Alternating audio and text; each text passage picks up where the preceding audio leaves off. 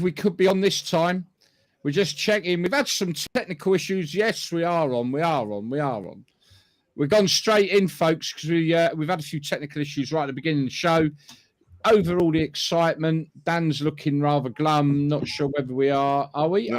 Are we? No, we're not. We're not. No, we're on. We're on.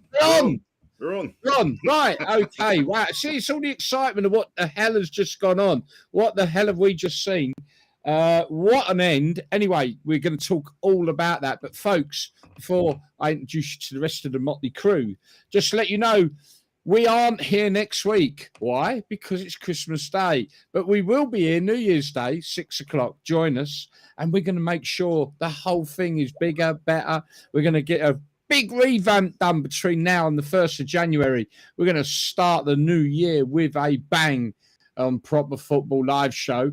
But let's get the Motley crew in on the act here. Nigel, how are you? Looking Christmassy again? Yeah, 1 week to go. Yeah. Oh, what a game! It's probably the only World Cup final that turned out to be one of the best ones, but it only really started in the 80th minute, didn't it? So yeah, I was going to say, obviously it the hell out of me, but what a great game after that. I mean, it's just end to end, wasn't it? Absolutely. We're going to talk a lot more about that in a moment. Dan, how are you? And how are you looking? How are you hanging? To the left, hanging, to the right? I'm doing well, mate. Thank you. Hanging a bit to the left. Hanging a bit to the left today, Okay. We ain't going to go there, are we? No. Well, we already did. No. Wow. I mean, look, we've got a few things to talk about. What we got in store for you on tonight's podcast? Well, we've got some good funnies. So I've got some great ones coming up for there. We are going to talk all about the World Cup, what we've just seen as well. And we're going to probably have a little chat about Mr. Southgate and the England squad and maybe what was our views of the overall World Cup like we did last week. But it's come to a dramatic end today. What did we see there? Should we say, what was it, about 60 minutes of football? The rest of it was a bit dull, wasn't it, really? I enjoyed the first half. I thought I hadn't seen it was great. I just didn't think it was going to end like it did, and I think that's what made it great because it had everything. France looked, but they said there was a virus going around, didn't they? Their camp, and that's what it looked like. They didn't look. But what a goal does! 1 goal back from Mbappe, who was brilliant in patches. Then they sparked into life. So maybe it wasn't the virus; it was, God knows. I'll tell you what, though. Like before we get on to Mr. Southgate, I mean, we've criticised him about the substitutions when he puts them on. He had the bollocks to bring up 2 players in the 40th minute, Deschamps. That's what I'm on about. Yeah. And he's changed the game. Southgate seems to wait till the last 10 minutes to change things. And I mean, that's what you call the manager. He made a decision. He took Giroud off. He took the other player off, put on some fresh legs, got them going. And that's when the match started happening, wasn't it? It was France just weren't in it first half. Absolutely. Just want to give a shout out to Harry. I think we've not had you on before, Harry, have we? Anyway, he's a Stockport, from Stockport, I presume Stockport County fan. We've got Glenn Masters on. Where is Stockport?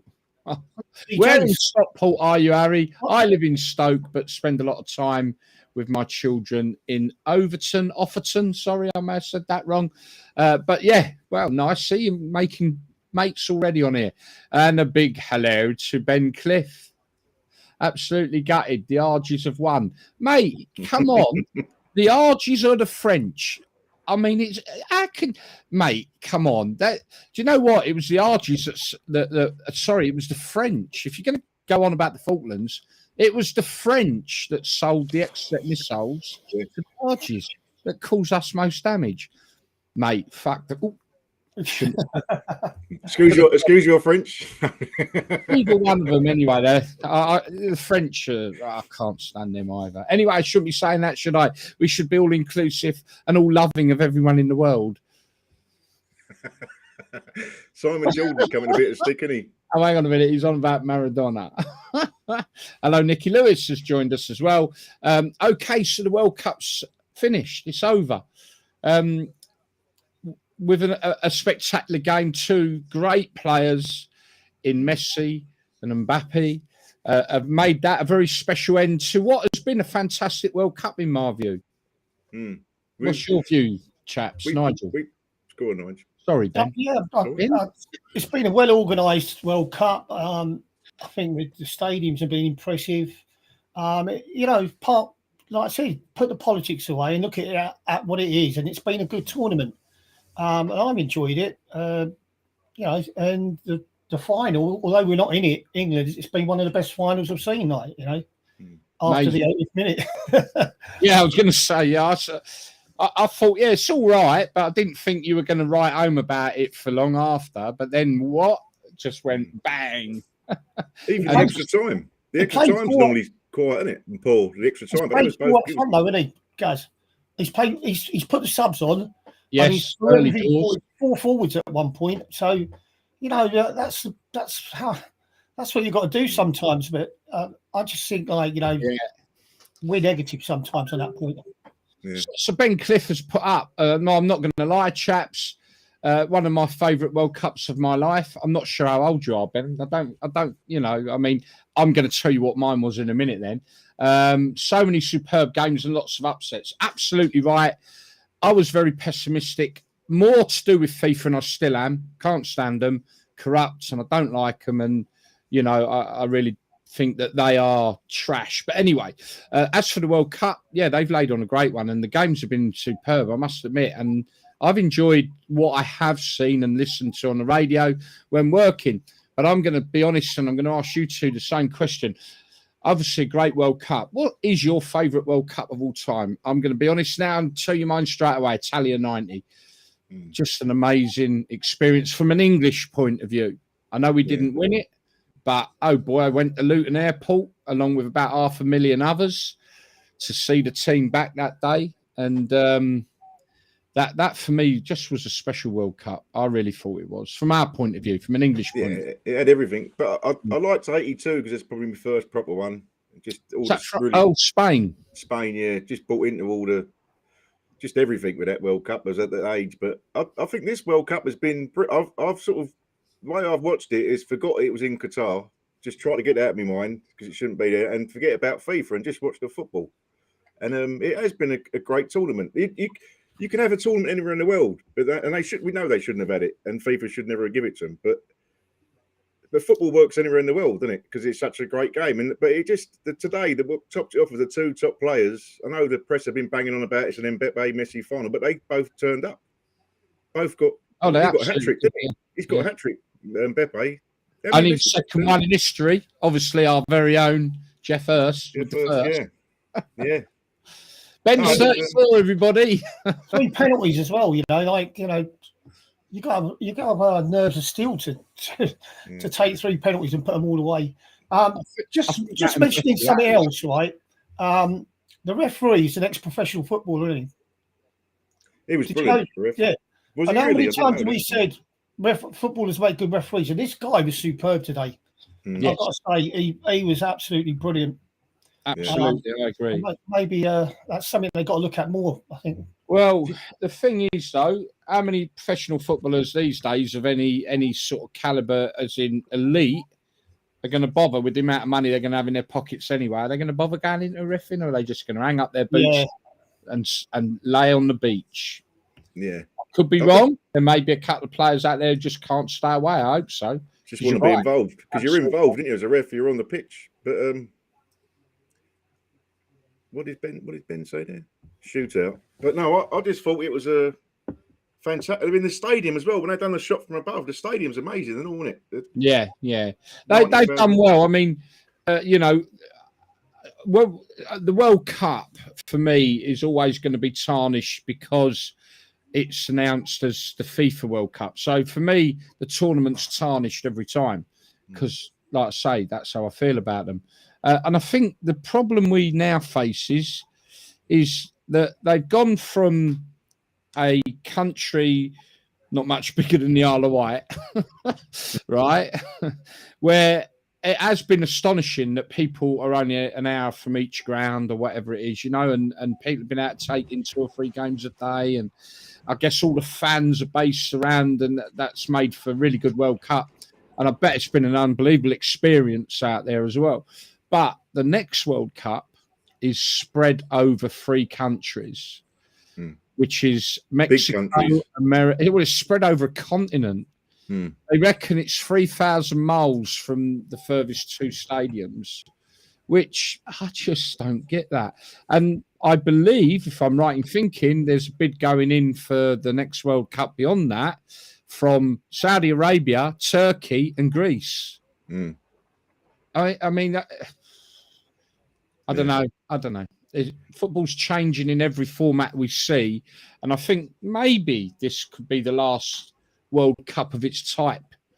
You know, first one so close together, but 48 teams, and they were talking about having 3 teams in a group. I think they're rethinking it after the group stages were so good this time around, weren't they? And why? You remember in '82 when they had you probably remember it, Nigel, well, and you, Gary, but they had England didn't lose a game, did they?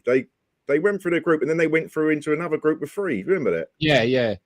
Which was, it didn't work. They got rid of it, but they're trying to mess with it again. And it's just typical FIFA, isn't it? But I think this World Cup with Morocco doing so well, Brazil went out. There was just a few shocks from Norton there. England didn't play bad either. We did all right. Didn't pull up any trees against anyone good as usual, but there were some great performances out today. And I just thought the Argentinians' passion today. You could see the passion. They was crying on the bench, wasn't he? Di Maria, when the game was going on. The passion of them, their fans need to get a good shout. I know we're not meant to like the Argies, but their fans were brilliant for the whole tournament when they did. Amazing passion. Mate, if we look through history, what fans would we like? Exactly, and I know the Falklands isn't that long ago, and I've read Simon Jordan's comments, and we put it on our page, and you just got to forget about that. It's about football, isn't it? Right, I know the Argies probably sing songs about, but yeah, I wanted Messi to win it for fairy tale reasons, be a Royal Rovers thing, isn't it? Just you want to see the fairy tale ending, and he did. Just going to catch up on a few comments, chaps, if you don't mind. Guitar was always tarnished. You can't get away from that. Yeah, well, that was the media, I think, really did a good job on that. Up the Potters, good win down in Bristol. It was good, 2-1, wasn't it? Yeah, can't remember the last time Stoke won after going a goal down. We did have a full Championship, League One, although League Two and other leagues dramatically reduced because of the cold weather. And it has been cold, although it's warming up right now. But yeah, 2-1, Stoke got a result down at Bristol. Whilst we're on that subject, quickly, we will come back to the World Cup. Obviously, Burnley flying, aren't they? My tip. Great job, wasn't he? Yeah, it was, wasn't it? Yeah. Do you think he'd be tempted by the Belgium job now? But Martinez is gone, isn't he? Maybe come a bit too soon. No, I mean, it's a little bit like the Eddie Howe thing with the England job. You know, would he have left Newcastle had it been offered? The chances are no, he wouldn't, because it's such an amazing opportunity for the fella.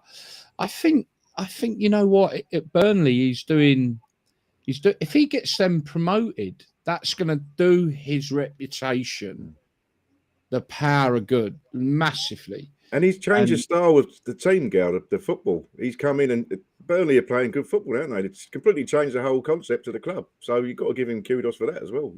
Yeah, sorry if I'm looking behind me. The French just going up to get their consolation medals. Is that the big smile on your face? Glenn, another comment here. I have utmost respect for those that follow their local teams. When I lived in Stockport, I couldn't believe how many Man City shirts were being worn in the shadow of Stockport County's ground. People guys, I mean, it ain't a new thing, that is it really? I mean, everyone supported Liverpool in 1978, didn't they? You know, including you, Dan, I believe. I don't know what you're talking about, Gary. I've seen your bio. For 8 months, I went and watched Liverpool a few times when I was a youngster. I've got a nice 4-hour trip up to Workington on Boxing Day with Kidsgrove. My hat's off to you, Ben. I mean, he's following Kidsgrove all the way up to Workington. That's a trip. 4 hour. Spray that again. Looking at a 13-hour day. No, my hat's off. And hopefully it won't be so cold. It's warming up. The snap is changing slightly. A little bit, anyway. Okay, so Burnley, and Nigel's tip without a doubt. But yeah, so all the normal football resumes on Boxing Day, and we'll talk about that on New Year's Day. Join us at 6 o'clock, New Year's Day, folks. And we're going to have a nice refurbished setup as well for the new year. Absolutely. Right. Okay. Back to the World Cup then. So I think last week we shared our thoughts on how it all went and how we thought about it and all that. So my thoughts on, I'm going to give my thoughts on England, I'm going to give my thoughts on Southgate, then I'm going to give my thoughts on some of the punditry, and then I'm going to pass over to you, Nigel, for yours, and then over to you, Dan, for yours. If anyone would like to join in on the chat room. Go for it. Right, okay. England, I don't know, man. You know what? I don't know whether we have played it up a bit. I mean, I've heard a lot of people saying that that's the best I've ever seen England play against a top side, against France. I just thought a very understrength French team who, quite frankly, I didn't think played that well on the day. I think we've over-egged it a bit. I don't know. I'm not so sure England did that much in it. They played all right, but it didn't really come up against much. And even the French, really, on the day, on paper, we should have beat them. So that's my view. England, I would say, yeah, it's slightly disappointing that we didn't go further, and we should have done on paper. Views on Southgate, I'll come to them in a bit, actually. Views on the punditry. All I'm going to say is a couple of things, really. I thought, and this is the end for me for the World Cup after I say all this, really. I thought the Gary Lineker speech at the beginning was a disgrace and they should hang their heads in shame. And I'm going to be honest, Alex Scott wearing orange against the Netherlands, was it Netherlands and Argentina? She wore an all orange suit and then said she didn't realise. And it's like, either you don't understand football, my dear, or you did it deliberately, one or the other. But if you're going to do punditry and you're neutral, don't wear orange when you're going to talk about the Netherlands and whoever else are playing and try to say that you didn't know what you were doing. That would just sum it up, really, for me. The Southgate thing, we'll talk about in a minute. Nigel, last thoughts on the World Cup? Going back to that orange shirt, was it the Geordie girl that wore it? Sorry? Was it, the girl from the one Get Me Out of Here? Oh, so, no, it was Alex Scott. Yeah, she wore, yeah, but the other one wore orange as well on that day when Holland played. I mean, because that was the first thing I noticed. That like she's got an orange outfit on. Oh, support Netherlands. I mean, orange is in at the moment, though, isn't it? It might be, but if you're doing that job, yeah. I guess this is my rant for the day, actually. Maybe they're just having a dig at the Argies. A lot of us are, aren't we? We didn't want the Argies to win. Maybe that's all it was. Oh, fair play to them. They're supporting the Dutch over the Argies. Can't stand them myself, but there we are. Anyway. Not the biggest fan of Lineker, but I like listening to Shearer. He's good, and Roy Keane says it how it is. But ITV, I just get fed up with the adverts. It's ridiculous, isn't it? So many adverts. BBC, yeah. But it was overall, I thought it was all right, apart from when we had too many women on it. ITV was the worst one for that, but I guess we're going to get shot to pieces if we say too much more about it. So let's move along swiftly to you then. I thought on England, we had two good games. Didn't do well against the Americans. 3 good games. We did all right against Senegal, obviously, but then we went out against France. So it was just, did we overachieve? No, definitely not. Did we do what we could do? Yeah. But my view on Southgate staying, and I'm massively anti-Southgate, but I have wavered to what I've listened to. Everyone's got saying he's got all the old school pals act with his ex-players all supporting him, and who else is there going to come in? And he has galvanised that squad. He's got good young players in, and he didn't make many mistakes in this tournament like others. He could have changed it against the France. He did make a couple of errors, but it is fine margins. Harry Kane should have scored a penalty. But should Southgate stay on? Well, he's allowed to stay on because he's contracted to 2024. But they was never going to sack him. Would he walk? I don't blame him for not walking. He won't walk. No. Listen, who's going to come in? Yeah, that's the fact. I don't want him there. I've always said I don't want him in a job. I want him to leave after this tournament. And if it was on that game against France, I wouldn't have sacked him on that because I thought they'd done well. Yeah. The team, but it's just overall, he's just he's not taken us any further than what he's tried in the last few years. Yeah, we get to semi-finals and we got to a final, but we still haven't won nothing.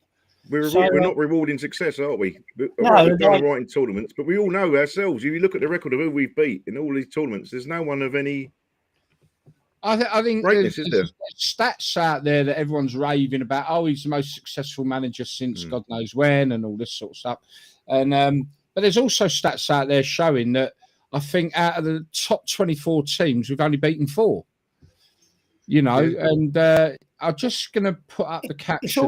It's all right. I'm saying that the stats are showing that he's the most successful manager. How can you be a success if you haven't won anything? Right, let me put this caption up. And at club level as well, Nigel. He's done nothing. This is one that we have put up now. All right, it is a caption from Joey Barton. I mean, who's Joey Barton's Joey Barton? I know, but let's just have a quick look what he tweeted. Can't believe Southgate hasn't resigned yet. That's 2 World Cups and a home European Championships we could and should have won. Stop rewarding failure. Got to go. Time to hire somebody who can win. Okay, rather controversial comment, and a lot of people saying, well, who's Joey bloody Barton? Admittedly, but the one element on there that I would say, it does feel like we reward failure, and that is it because we've got used to losing and not winning in any competitions in the last 56 years? Is that the reason why we make it such a big thing when we get to a quarter final or a semi-final? It does feel like we reward failure, you know. Because they wouldn't do in the Champions League. I think I said this the other week. Man City, Liverpool, Man United, Chelsea. If they lose a game in the Champions League, everyone's on them, aren't they? The fans are on them. If it's a quarter final, semi-final, and I think England's become different. But Southgate hasn't got that nasty streak in him. You look at Deschamps on he lost today, but you look at him on the sidelines, he was going into his players. He weren't the Argentinian fella. I know they're passionate people. He was going for it. You don't see Southgate badgering the ref. I know that's not a nice thing, but that's what managers do now. They're getting all them little edges. I think he's too nice. Maybe that is it. I mean, I've got to give him credit for Maguire though. I've always liked Maguire, and it's just Man United. They played the wrong. They play an eye line. This don't suit him. But for him to take him, and Harry Maguire had a good tournament, I thought. Yeah, but and he is one of our better centre backs. He's a leader, and I think that took a lot of bollocks from. But that was bollocks. Sorry, that's wrong. He come out at the start of the season and said he was going to take players that were on form for their clubs. Yeah. So he's conscious whether Harry Maguire's had a good tournament or not. He was out of order taking him because he wasn't in the team. So how could he justify that? You're right. He contradicted what you said, and that's what he does. He shouldn't have said that. He shouldn't have said that in the first place. He plays the same card all the time. Yeah, plays the same there were card. Some players that didn't go that maybe were absolutely on fire. But we had Maddison, Southampton. He wouldn't have played that girl. Like Maddison was all anchoring for him to go. He needs to play, and he never had a game because he didn't really miss him there. The Bellingham was brilliant. We didn't miss him. We didn't really do much. I mean, let's be honest. He didn't. I know everyone's saying he only bought Maddison because of public pressure. That's why Maddison got it. Yeah. Everybody was saying he's one of the best players in the country at the moment. It's all well and good. Everyone's saying he played well against France. Fair enough, they did, but against the French weakened team. But again, we lost. Stop reward. I agree with what Joey Barton said. Let's stop rewarding failure. 6 years we've lost. Do we want to win? If your mentality is, oh yeah, but look, us. They use the word success for failure. If you don't win, it's a failure. The French have failed to win the World Cup. Is it a mentality though, girl? They failed to win. So how is that success? Is it mentality of the players? Because you look at. I was talking to a French journalist the other day, and they said because France before Zidane here and before then they didn't do a lot in the World Cups, and they always choked when they got to the semi-finals. And they said, what changed it for France? What changed the mentality? And he said it was the players going out and playing abroad, going to play in the Premier League, which they did, a massive influx, weren't they? And he said that changed the mentality. I don't think our players play abroad enough, do they? They never have done. How many players have we had playing in foreign countries over the years? We had a couple in the Italian 90. We had Platt and was Ince playing abroad. Was Ince in that team? No, definitely David Platt. And I think that makes a difference. I think it could be a player mentality as well on the World Cup stage. That experience. I know they play Champions League every week, but there's something lacking, isn't there? There's some belief lacking. I don't think it's a players thing. I just think they're not set up properly.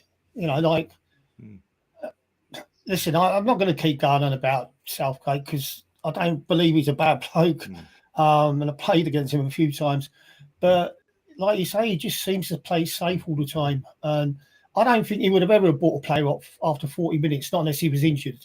I don't think he would have ever made that tactical change because he waits and waits and waits until he's got to put him on. And by then it's too late. He's not proactive, is he? A lot of the moans were coming about the fact that he put players on with 3 minutes to go.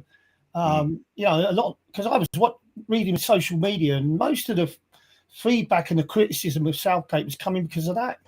And they didn't target the weak player in the French defence, did they? They should have brought on Rashford earlier. There was a few mistakes, definitely. I mean, Ben White being sent home and all. That was another strange one that's gone a bit quiet.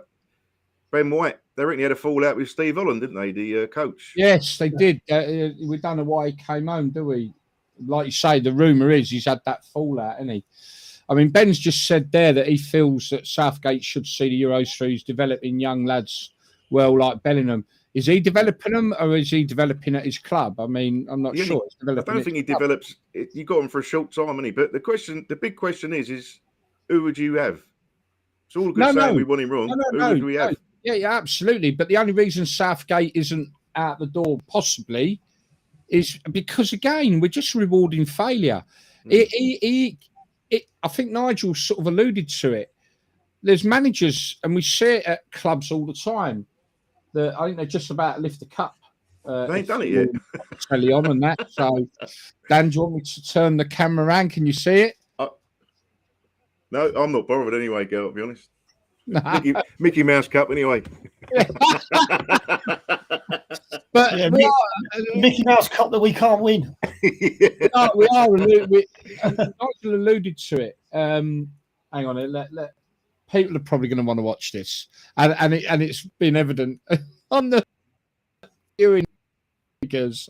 So we're just going to pause. Let the cup go up, guys. I was going to grab another drink. If you're watching it, watch it. Let the cup go up. I've turned it off. Here he goes. With that corrupt swat with him. Look. FIFA World Cup. See, that's the bit I don't like. Here they go. I'll get on with it. Come on. Ben Cliff, I've turned it off. Oh, come on. There you go. Argentina World Cup winners 2022. Well done. No, Messi deserves it though. I mean, he's great. They lost the first game, the biggest shock of the tournament. Saudi Arabia. But someone made a great point that they've been playing cup knockout football since that game. They had to win, didn't they? They've had to win every game in the group games. They had to win. So they've been in that mentality. Yeah, Ben's watching Homes Under the Hammer. As I was just saying before we decided to pause for a moment, there was I think Nigel alluded to it and I forgot what it was now. Next man, rewarding failure. Oh no. If we look at it in our club football, you know, at the end of the day, after 6 years, if you constantly fail to get promotion, or you constantly fail to get in the top six, or you're constantly getting relegated or whatever, then you ain't going to last 6 years. I think the only reason Southgate, there's a couple of reasons. One, he's a puppet for the FIFA, for the FA, but also that is the big question: who else is out there? And that then maybe leads on to another conversation of the amount of foreign players and managers in the league. Is that we've gone down the foreign route, haven't we? With the opportunity. They're on about this, Thomas Tuchel wanting the job. Yeah, it's in the papers that he was interested if Southgate went, but But he's managing England, didn't he? Like Capello was the biggest ever mistake. Unbelievable manager, track record fantastic. But he tried to bring Italy into the players hated him, didn't they? The Italian culture into which you can't do. Sven had probably the best team, one of the best teams we've had in recent years. And again, it failed against, but that was against a brilliant Brazilian side. That was a fine margin. I wouldn't mind Brendan Rodgers. I know not everyone's the greatest fan, but he's meant to be a brilliant coach. And you're only with. And he's not a bad tactician. Do you think these managers have only got these players for a short period? How long is an international break? 4 days, Nigel? You go away with the English team or wherever it is. Yes, you haven't got much time with the players, have you? And I think you need somebody who great coach, gets them working, gets in shape. I don't think Southgate's got that.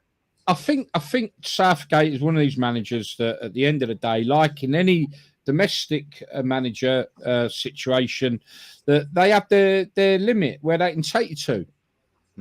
And it's up to a club or an international team to recognise that manager reaches a limit. And every manager reaches a limit.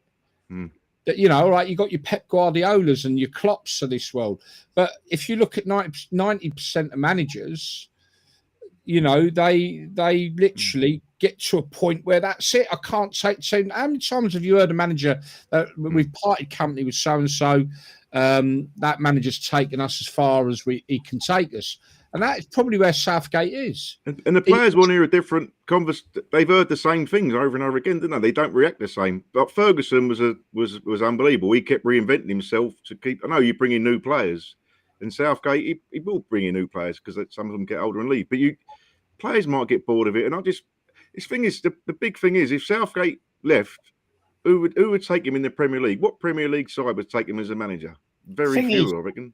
The thing is, Southgate's not going to leave. If you're England manager and you've got 2 years left on your contract and they say it's up to you, no, you're not going to leave, are you? I mean, what's his contract? £9 million. This is the FA sitting on the fence where they've even got to go, Gareth, you had a good crack at it, but we're going to get somebody else in.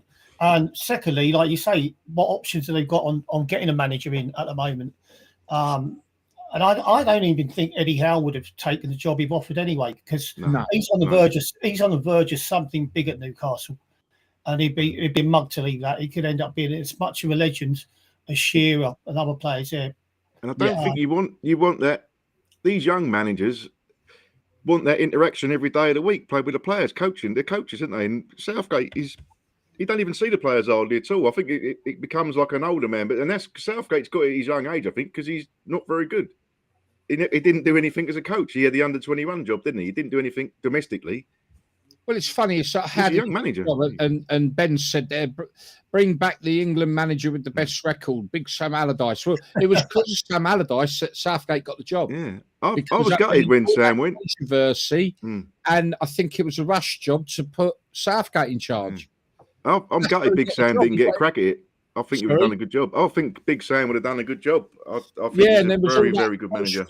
Then when he got he's turned over, and I mean, wouldn't have bothered anyone who supported England. I'm sure I think he'd have done a good job. But at the end of the day, it was because of all that. There was a rush then to bring someone else in. Cause what did he last? A few days or whatever, a week or whatever it was. I can't remember now. Yeah. And that's how Southgate got in. But he got in with no track record other than failure. And the under-21s is his main winning that World Cup. Was it the World Cup with the under-21? So he brought through. He had Foden. So he knew a few younger players. So it made sense. And he has brought a young, vibrant team through. He has done some good things. There's some good points he's done. I think it's fair to say, look, he's come in. He's changed the environment. I mean, I've heard. I don't know how true it is, but I've heard comments that players say, "No, we don't. We really like."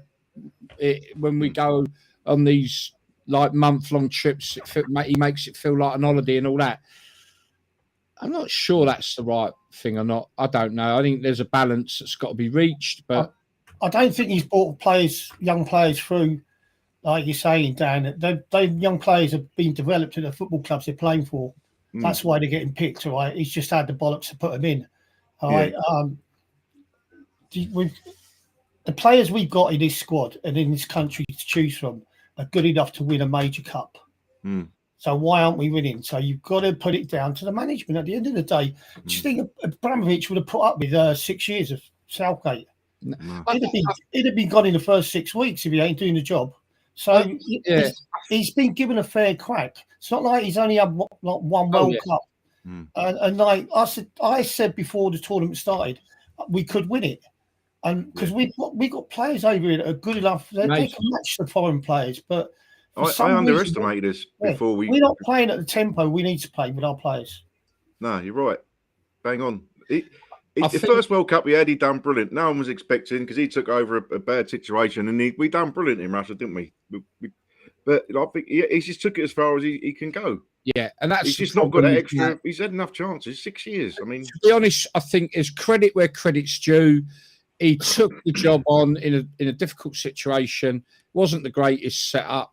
He has turned it into a united setup. I think he's brought a dynamic. He's brought young players in. I think the first maybe half of his tenure was probably good. It worked. It was what was needed. But I think the second half we needed someone else. And like you say, it's got to the stage now where it needs something different. Something's not right. Something's not missing. We can't beat the better sides in this world, for some reason. But that 4-0 against Hungary, Gal, he should have. If he was ever going to go, that was it. And it was probably too late in the day to get rid of him. But the songs being sung against him at that game he should have gone then. But you can see why he didn't, because it was too close and who you're going to get in. But he's here now. He's staying. I mean, we've got to get on with it, haven't we? Yeah, unfortunately. Well, I say unfortunately because I think it is unfortunate. Or could they bring some backroom staff in to support him? Winners. I think in the next tournament we'll do well again. We'll get quarterfinals, semi-finals because we've got good players. It's not about the mate. It's how we play with them. Like, we don't play at a fast pace like other teams do. We just seem to go slow.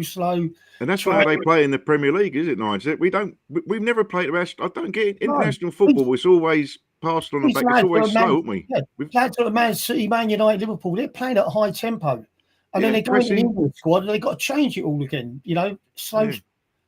But play to our strengths. The Premier League's the best league in the world because of fast paced. Everyone's pressing. Look at the Argies today. They was pressing. First half, they was winning the ball back.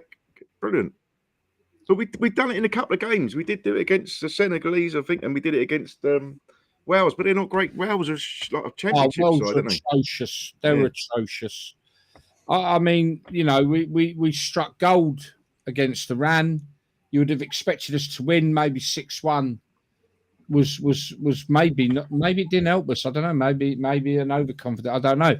Went into that American game and I thought back to normal, load of pony, and then we beat convincingly let's be honest, a very poor Welsh side. Oh shit! Senegal. I think maybe with Mane in, it would have been different. It would have been. They had their chances. We went into the American game, which is the second game. And he's gone into that game defending a goal difference. That's what his mind thinking was. We won't lose it. If we get a 0-0 draw, our goal difference gets us through. So that's the way he's thinking, I think. That's his character, Nigel, isn't it? He was a defender, he started at Palace as centre defender, defensive midfielder, and he's a very reserved guy, isn't he? Very cautious person. And his persona and how he is expresses how he runs a football team, and it's not conversive to our attacking players. Our biggest threat, our biggest plus bonus is going forward, isn't it? Yeah, when we go forward on the break, we look brilliant. But I'm going to move us along now, but just quickly, Ben was just saying there that he feels that maybe we don't have any superstars. I just got a feeling that we have got some really good players. Whether there's a superstar, whether Bellingham will be that superstar, the future only time will tell. But again. I think that's a good thing, though, Go. This is the first tournament we haven't been relying on one person. You haven't had that big Ferrari. If someone had a bit of a knock, oh shit, we're going to lose it. We've got a good team. We've got a good squad now. I think that's the difference. I think what Ben's alluding to, and I sort of get it because we've just seen it in that World Cup final. Yeah. You need a special one player that can turn the game. Yes, you want it across the whole team, but there's that one guy that just can, with that magic, that brilliance, can do what them guys can do. Bellingham, maybe we don't have. Bellingham could be that in the future. Grealish just isn't got. He's a great player, but he's just not got that. Yeah, he's not at that level. like Griezmann was brilliant. I thought in his tournament as well. Yeah. Well, they went off early, but Right. yeah, Mbappe he's world class, and Messi best player ever, apart from Maradona Okay. for me. But So we're going to move along quickly. We're going to it's a funny old game. There we go. Now, when we come back on the first, we're going to have these things are going to be all singing, all dancing. We're going to change a lot. So from the 1st of January, the new looking show will be great. Right. Okay. Funny old game coming up. Got some videos for you. Now, it has been absolutely ball breaking cold. And we see lots and lots of games called off. Although it's been nice and warm in the World Cup, it has been absolutely freezing. This isn't football, by the way. I'm going to show you this video, but I thought in light of the weather and everything that we've had to put up with for this last week or so, this is hilarious. Have a look at this.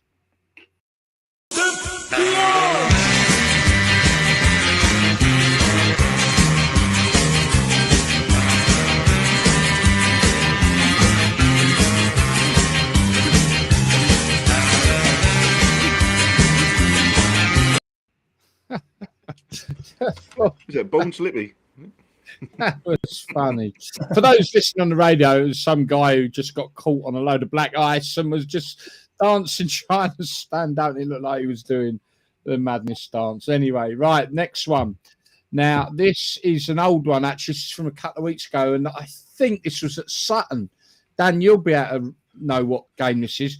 And this is where stewards who were based with the home club in the away end, I think, which was Bradford. Bradford, yeah. Was Bradford, started the singing. Just have a watch this.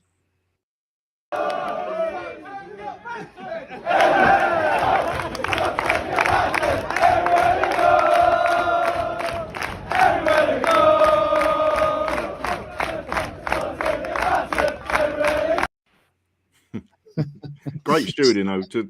What was I singing? Sutton get battered everywhere they go. Yeah, the Sutton steward and his mates started the chant, Sutton get battered everywhere they go.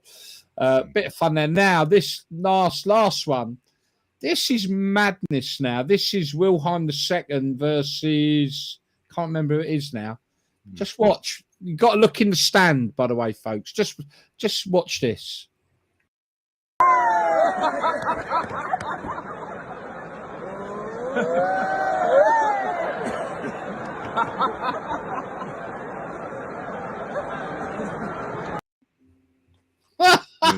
Mate, only spring when they're winning, don't they? Wilhelm II, that's the Dutch Premier League, by the way.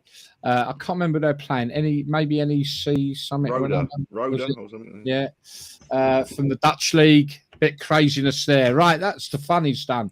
Now, Nigel, have you got a story? No, not really. Now I want to change. Make something up, Nigel. I want to change this for the new year a bit as well. When we do this section, I'd like us to all relay a story. So, yeah, Nigel from his playing days, you from your supporting days.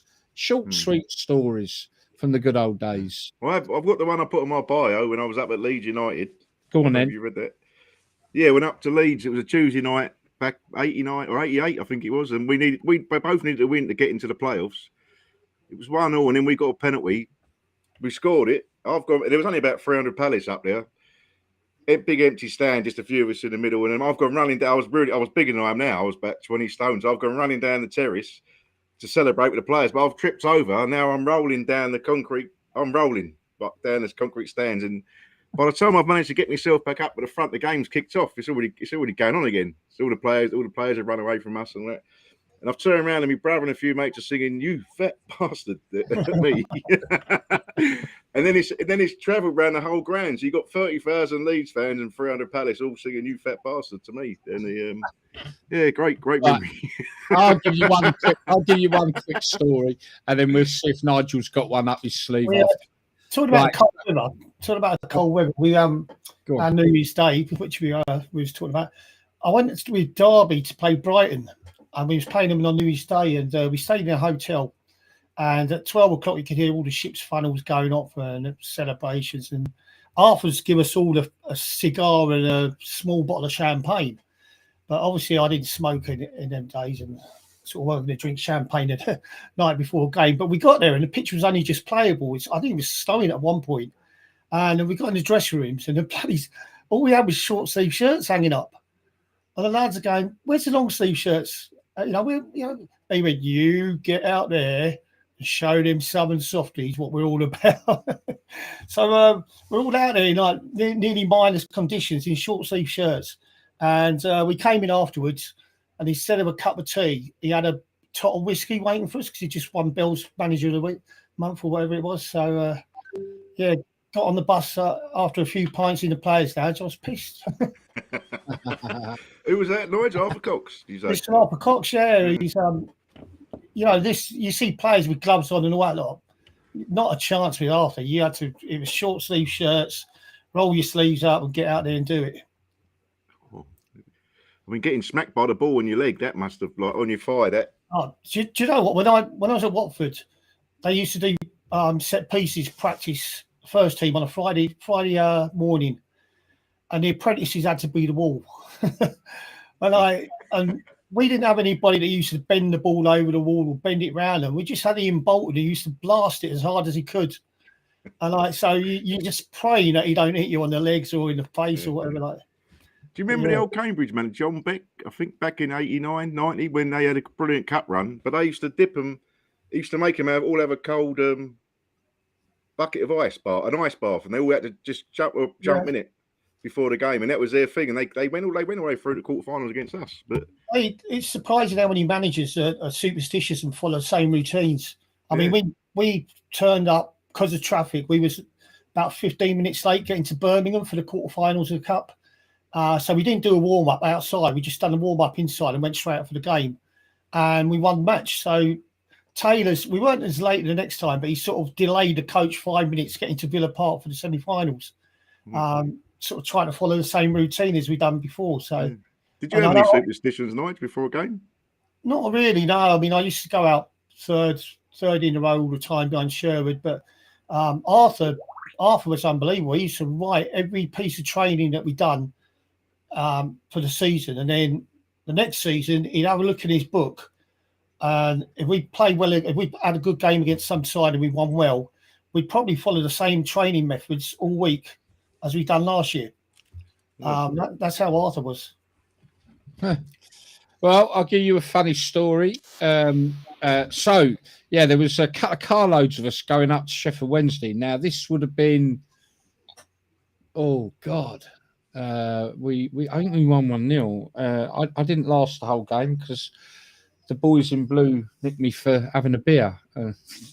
Because at the time you weren't allowed to have a drink. No, I don't know if you'd been on the pitch. You'd have played in this game.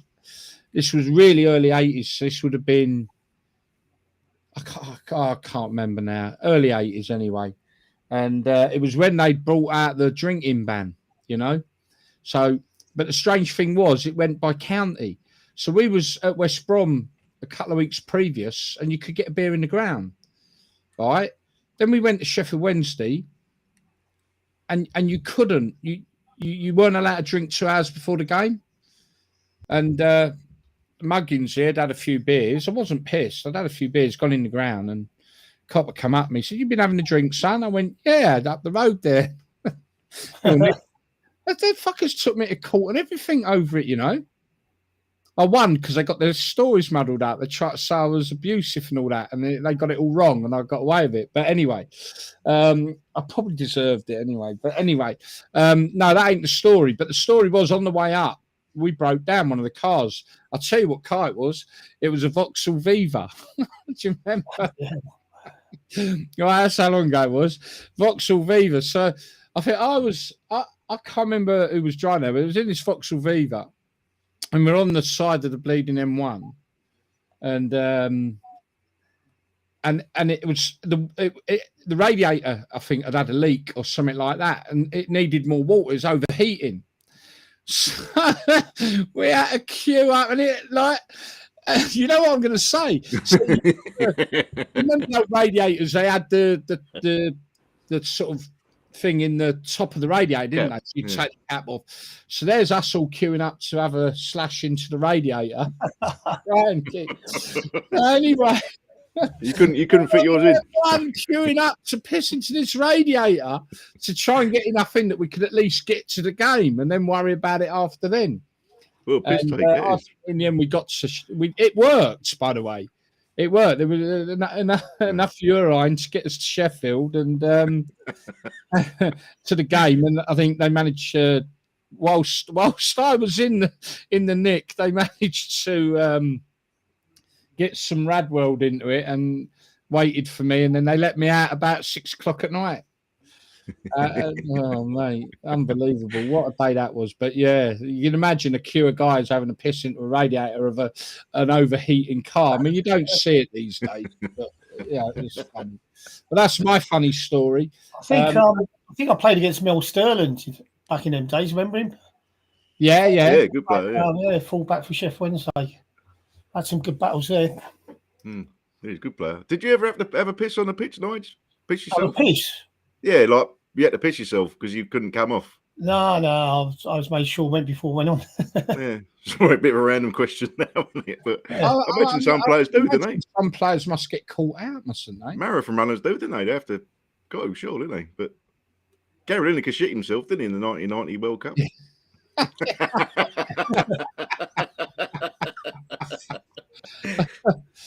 Oh dear, oh me! I'll just lower the tone of the show. Sorry. One or two little subjects to finish the show off with, but I just want to reiterate again: we will not be here next week. I guess none of you will either. So I thought, from all of us, I guess let's wish them all a Merry Christmas. So certainly, Merry Christmas and a Happy New Year from all of us at Proper Football. And I'm sure Nigel and Dan would like to wish everyone Merry Christmas. Merry Just everybody have a great Christmas and a happier New Year. You had a good one this year.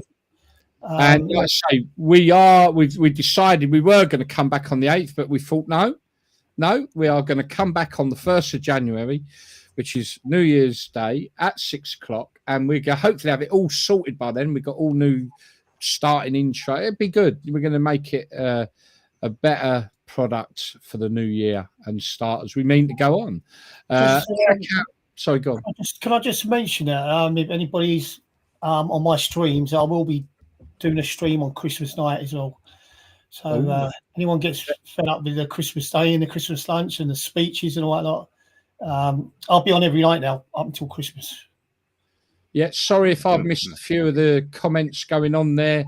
Ian Hells, hello, good evening to you, sir. Evening all, just back from the local boozer for the World Cup. That was not really look forward to. What a great tournament and what a final. Yes, I think we've all been saying that. Merry Christmas, Happy New Year, guys, from Ben, and back at you, mate. I hope you have a lovely, lovely time.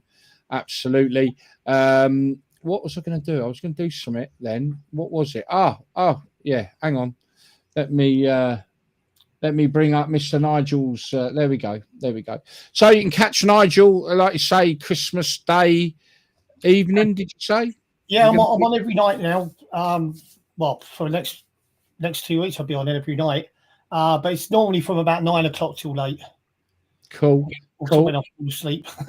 And we have got also on the radio, on our radio station, just go to the website and everything you need to know is on there. Some great interviews on there at the moment as well, and more to come. And we've got loads of exciting projects going to kick off for the new year. But go to the website, as you can see along the bottom there, www.properfootball.co.uk for more information. We've got some shows during the day, in the morning, and breakfast shows as well on the radio that will be a bit of fun as well. So that is that. I just a couple of minutes, really. That's all we got. Just one last subject, chaps, that I was going to bring in. I might as well bring it in. We've got 4 minutes to kill. Bill Foley's American takeover of Bournemouth. I believe they're getting Michael Jordan involved and all sorts, aren't they? Really? I didn't know about Michael Jordan. Yeah, they're talking about it. That's they're getting involved as well. Interesting. I mean, I'm very nervous about this big American push to own our football clubs. But some are leaving, Gal. They got the Man United, Liverpool are up for sale, and that could be because of the failed European Super League, because it's gone through court now and it would never have been able to happen. But the FIFA have just brought out this new World Club tournament they want to do, which is, do you know what? 32 teams. That needs a conversation, and we ain't got time now. But that needs a conversation. Can we, right, everyone? Yeah, we are going to talk about this new World Club thing. This is FIFA. Myself thinking this is FIFA trying to outwit UEFA and in the European Cup. Anyway, that is something we can definitely talk about on the 1st. So, if you want to get involved with the chat about the new World Club League that FIFA, the dirty rotten rats they are trying to bring in, we're going to have a long discussion about that on the 1st January, as well as catching up with all the football results of over Christmas as well. There's a good game this Thursday, girl. Man City, Liverpool, EFL Cup. Yes, I've seen that. That's going to be a bit of our players going to come back from this World Cup. I know. I'm hearing they're giving them a week and a half off, aren't they? So I don't think you'll see the World Cup players playing in that game. I know Palace have been playing quite a few friendlies against big European sides. So I think it's going to benefit Palace because we never had many players in the World Cup. A few other teams as well. So it'd be interesting to have teams come back from this break, this winter break, if you want to call it that. Just want to finish off on that Bournemouth thing though a little bit. So they're buying into it, making a big thing. They're going to spend money and all this and everything else. For me, this in some way highlights it doesn't matter how big your fan base is anymore. I think we've had this discussion. And I say that because not knocking Bournemouth, but they haven't got the catchment area to be a big club. They really haven't. When you look at it, Bournemouth ain't exactly the biggest place in the world. It's tucked in you're not going to get the tourists overly all the way down on the south coast there. So it is slightly tucked out of the way. You've got Southampton probably dominating the majority of that area. Portsmouth have got more potential than Bournemouth, really, aren't they? But... Yeah, and if you go the other side of that, you got Bournemouth and Poole. These are not big areas, and you've got Weymouth down the road, who probably their local support their non-league club, to be fair there. It just makes you wonder. They're coming in with all this big money and big talk for a club that necessarily I can't see getting a big fan base. Not big to even put them anywhere near the big boys. Premier League club, though, Gail, isn't it? It's Premier League club and the best league in the world. And again, I guess my point is it just highlights that the fans are not as important. No, you bang on, totally bang on there. It's not. It's about the point I was coming to on it all, and that's a shame. Sorry, yeah. It's the overseas TV market. It's the overseas branding, and they're selling. They're not coming in it to it's going to cost them money, but they're coming in it to make money, aren't they? And they ain't going to make it from Bournemouth fans. I no disrespect. Again, football ain't a football club anymore. It's a business. Yeah. Well, we've been saying this for the last year or two. Yeah, absolutely. Yeah, absolutely, we have. Well, we've sort of got there. All I can say is, this is the first. How long have we been doing this now? This is our 42nd show, I think, or 43rd, something like that. Almost a year. I didn't realise. So our first year of doing this, so we've got some great ideas for next year. Like I say, check out the website because there's so many different projects that we're going to be hitting into next year as well. It's all exciting stuff, but we are going to really push this show a bit harder come the 1st January, and we are going to line up some great guests that are coming on.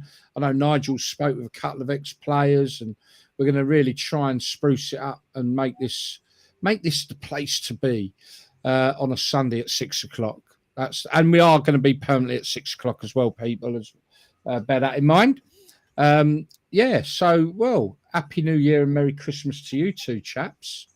And you, I will definitely give you both a bell over Christmas Day and say Happy Christmas to you both, being that you're now my soul brothers. It's been great. I've enjoyed it. You might not get older, Danny. You might be on strike. Yeah. I'm actually off for a couple of weeks now. I mean, this is the last one of the year, so it has been great working with you guys on this show. And I know we've got a lot going on, and maybe we probably have been a bit distracted in the last few weeks with it all and the World Cup and everything else. But we've got some great, exciting times coming for 2023, haven't we? I mean, oh yeah, bigger and better. And just to wrap things up, I mean, like we've all seen it's been quite a good World Cup. I mean, back to the summer, yeah. Any more Winter World Cups? You know, for me, it's disrupted the league a bit. You know, I fear there will be, Nigel, but whether we'll see it, I don't know. I'll reserve judgment until after this season kicks off and how it pans out. I think if it's been a success having it winter, I think. What do you? Sorry, just on that, has it bothered you? Has it affected your? Are you happy or unhappy that it happened in the winter? I still prefer it in the summer, to be honest. I mean, it's on. It's a World Cup, whether it's in the winter or the summer or some other month. I think people will still watch it because it's the World Cup and football's so big a sport. But traditionally, it's in the summer, and that's where it should be. You know. Yeah. And again, there's been some players that picked up injuries over this World Cup. They're going back to the league now, the Premier League, the Championship, with injuries. Some of them aren't going to play the first 2 weeks to get back. So it's affected them clubs who are actually they're paying the wages of these players. So I know they say it's an honour to play for your country, and it is, but you know the massive slice of the cake's being paid by the football club, and they're getting players coming back now with injuries that might affect what happens in the league with them. So that's what they've got to look at. That's it, absolutely. Well, that's it then, chaps. The last show of 2022.